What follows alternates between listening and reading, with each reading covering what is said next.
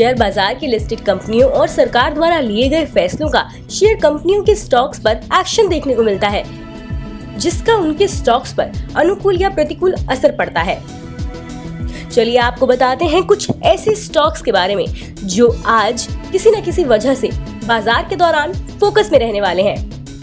लेकिन सबसे पहले आपको बता दें, आज यानी 28 जुलाई को doctor Reddy's laboratories, Nestle India, SBI life insurance company, Shri cement, Jubilant food works, Vedanta, Motilal Oswal financial services और वेस्ट लाइफ डेवलपमेंट जैसी कंपनियां अपनी जून तिमाही के नतीजे जारी करेंगी। आज सबसे पहला स्टॉक जो सुर्खियों में रहने वाला है वो है टाटा मोटर्स। JLR के कमजोर प्रदर्शन के कारण टाटा मोटर्स की चालू फाइनेंशियल ईयर की पहली तिमाही का घाटा बढ़कर 5006.6 करोड़ रुपए हो गया। मजबूत घरेलू कारोबार से कंसोलिडेटेड इनकम 8.3% बढ़कर 71,934.66 करोड़ रुपए रही। Welspun India. Home textile business के कमजोर ऑपरेटिंग परफॉर्मेंस से वेल्सपन इंडिया फाइनेंशियल ईयर 2023 के Q1 का मुनाफा 90.4% गिरकर 21.36 करोड़ रुपए रह गया, जबकि सालाना आधार पर कंसोलिडेटेड आय 11.6% बढ़कर 1957.3 करोड़ रुपए रही। बायोकॉन। सालाना आधार पर फाइनेंशियल ईयर 2023 की पहली तिमाही में कंपनी का कंसोलिडेटेड मुनाफा 54.4% बढ़कर 167.4 करोड़ रुपए रहा, जबकि कंपनी की आय 21.5% बढ़कर 2139.50 करोड़ रुपए रही। Exide industries. एक्साइड इंडस्ट्रीज की सहायक कंपनी बेंगलुरु में मल्टी गीगावाट ली आयन बैटरी सेल बनाने का कारखाना डालेगी।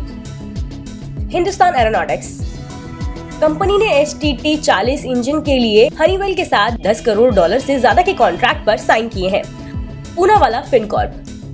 सालाना आधार पर फाइनेंशियल ईयर 2023 की पहली तिमाही में कंपनी का कंसोलिडेटेड मुनाफा 118.3% बढ़कर 140.92 करोड़ रुपए रहा, जबकि कंपनी की आय 18.3% बढ़कर 5071.67 करोड़ रुपए रही। Dhampur sugar mills. सालाना आधार पर फाइनेंशियल ईयर 2023 की पहली तिमाही में कंपनी का कंसोलिडेटेड मुनाफा 26.2% बढ़कर 39.30 करोड़ रुपए रहा, जबकि कंपनी की आय 52.3% बढ़कर 828.86 करोड़ रुपए रही। Home first finance company. सालाना आधार पर फाइनेंशियल ईयर 2023 की पहली तिमाही में कंपनी का कंसोलिडेटेड मुनाफा 46% बढ़कर 51 करोड़ रुपए रहा, जबकि कंपनी की आय 19.4% बढ़कर 169 करोड़ रुपए रही।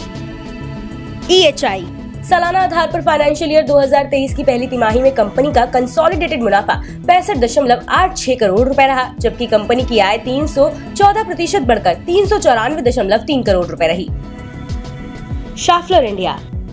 सालाना आधार पर फाइनेंशियल ईयर 2023 की पहली तिमाही में अच्छी टॉप लाइन और बढ़ी हुई ऑपरेटिंग इनकम के चलते कंपनी का मुनाफा 76.2% बढ़कर 225.7 करोड़ रुपए रहा, जबकि कंपनी की आय 41.8% बढ़कर 1748.83 करोड़ रुपए रही।